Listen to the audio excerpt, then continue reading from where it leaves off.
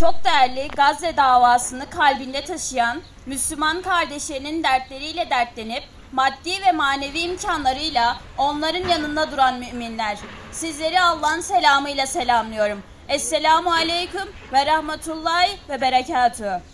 İsrail 76 yıldır 7 Ekim 2023 tarihinden bu yana başta Gazze şeridi olmak üzere Filistin'de masum sivillere yönelik gerçekleştirmiş olduğu saldırılar eşi ve benzeri görülmemiş bir insani felakete yol açmıştır.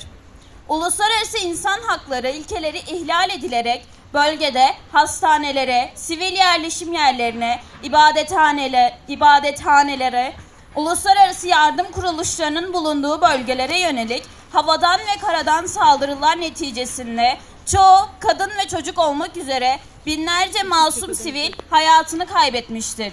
Siyonistlerin tüm tepkilere rağmen Filistin halkına yönelik sistematik bir şekilde devam eden ağır ve insanlık dışı saldırıları, geniş çapta yıkım ve yerinden etme politikaları açıkça soykırım ve insanlığa karşı suçlarının bir göstergesidir.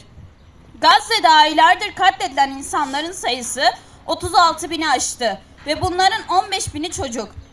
Dünya aylardır her gün katledilen insanlara, çocuklara, kadınlara şahit oluyor. Dünyanın özgür insanları dört bir yandan hakkı haykırıyorlar. Gazze'nin sesi bir çığ gibi büyüyor ve küresel intifada devam ediyor. Ölüme meydan okuyan insanlar mücadele etmeye devam ederken dolara endeksli, kravatlı beyler 3 maymunu oynamaya devam ediyor. Sözde İslam devleti liderleri ve Müslüman halk ise derin bir uykuda. Katledilen masum kadın ve çocuklar onları bu uykularından uyandıramadı. Daha dün Müslümanların ilk kıblesi olan Mescid-i Aksa'nın avlusunda Peygamber Efendimiz'e yapılan hakaretler onları bu uykularından uyandıramadı. Acaba uyanmak için daha neyi bekliyoruz? Kabe'ye saldırmalarını mı? Çünkü sadece Mescid-i Haram ve Mescid-i Nebevimiz kaldı izzeti çiğnenmeyen. Ama umutsuzluğa düşmeyeceğiz. Çünkü Gazze şanlı bir direnişi ateşledi. Gazze tarihe damgasını vurdu. Gazze Müslüman yürekleri uyandırdı. Gazze direnişe aşık gençleri yetiştirdi. Gazze tanımlanamayan özgürlüğün somutlaşmış halini tüm dünyaya gösterdi. Batı bu zulmü kabullenemeyip küresel intifadayı başlattı. Ama zulme alışmış İslam coğrafyası, yıllardır ezik psikolojisiyle büyümüş İslam coğrafyasının insanları hala gerekli tepkiyi gösteremiyor. Parçalanan insanların acısı birkaç dakikalığına sığdırılıyor kalplere. Şu kadar insan katlediliyor deniyor haberlerde. Onlar sadece sayılardan mı ibaret? Yıllar sonra tarih kitaplarında bunca acı sadece birkaç sayfaya mı sığdırılacak? Ne zaman uyanacaksınız? Daha ne kadar acı görmeniz gerekiyor ekranlardan?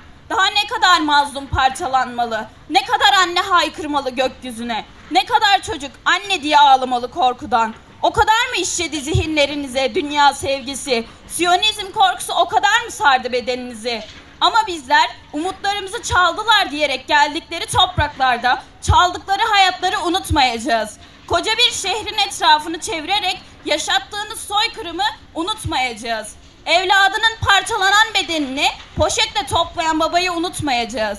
Şifa hastanesinde işlenilen zulümlerin tek bir zerresini bile unutmayacağız. Yandaşlarını ve sessizliğiyle zulümlerine ortak olanları unutmayacağız.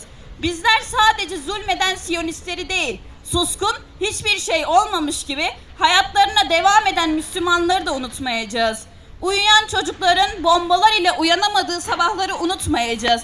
Ve asla haykırmaktan vazgeçmeyecek, özgürlük için mücadele edeceğiz.